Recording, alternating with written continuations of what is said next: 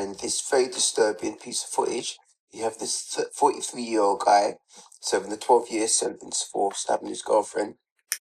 He's moved to a different facility and prison facility, and taken to the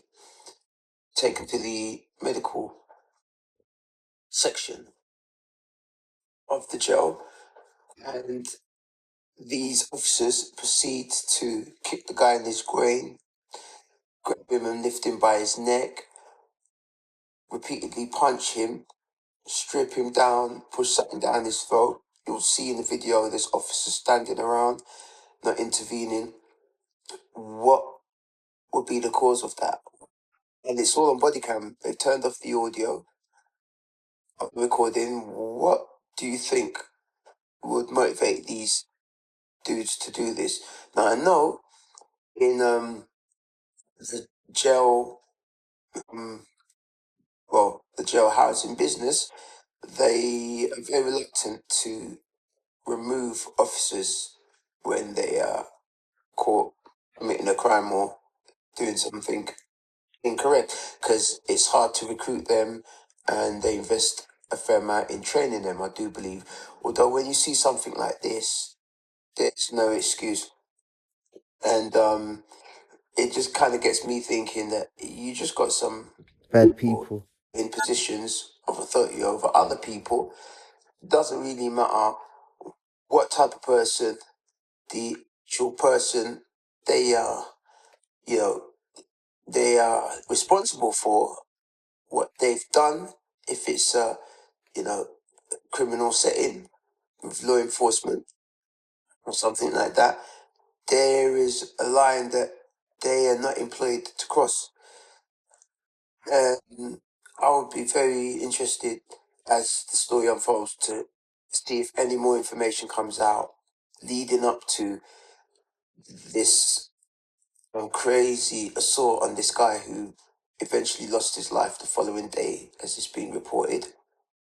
And it's kind of astonishing that they're not even speaking immediately of prosecution, because if it was a regular person or regular group of people caught on camera doing something like this, there'll be warrants for their arrest straight away, or they won't be walking the streets as free people. So they're saying, 13 of them are going to lose their job. One of them was a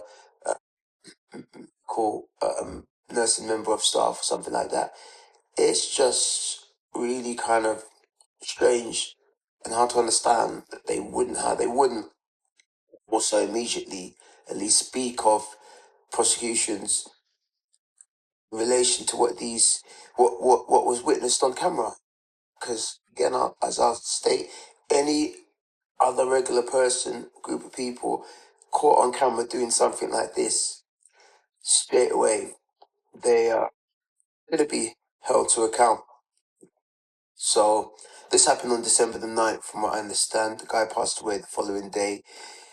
The mayor of New York has made a statement, and it's been covered by many legacy news stations,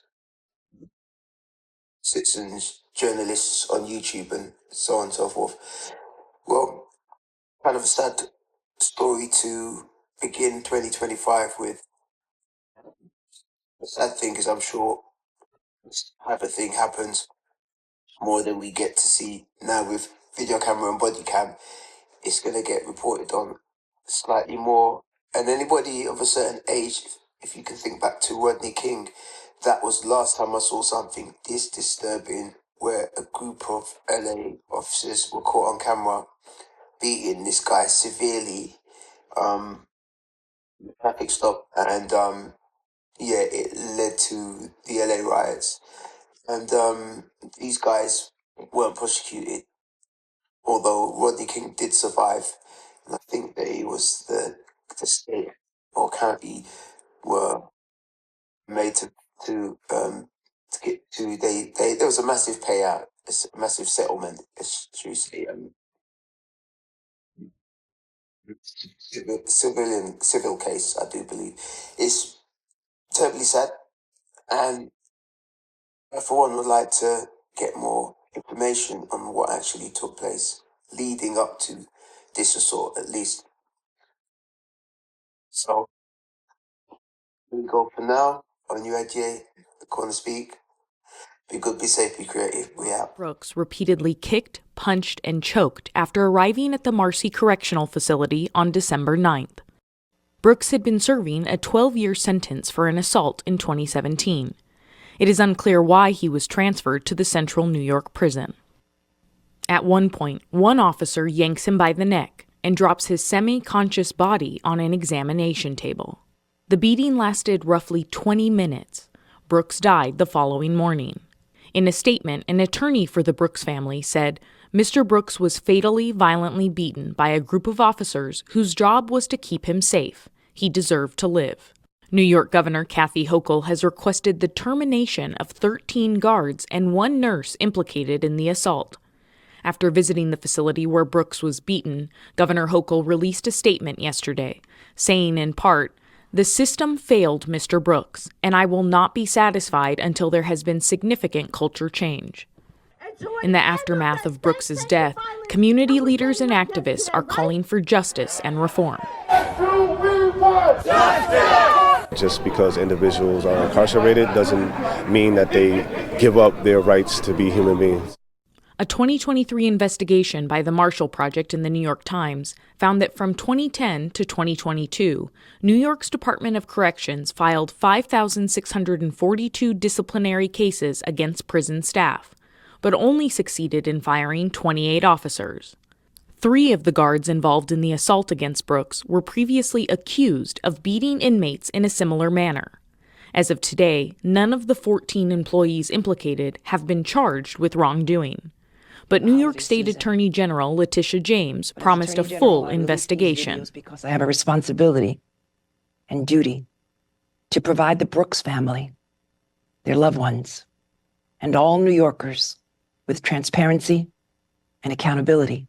Authorities have not released an official cause of death for Brooks, but according to court documents, the medical examiner's preliminary findings show, quote, concern for asphyxia due to compression of the neck.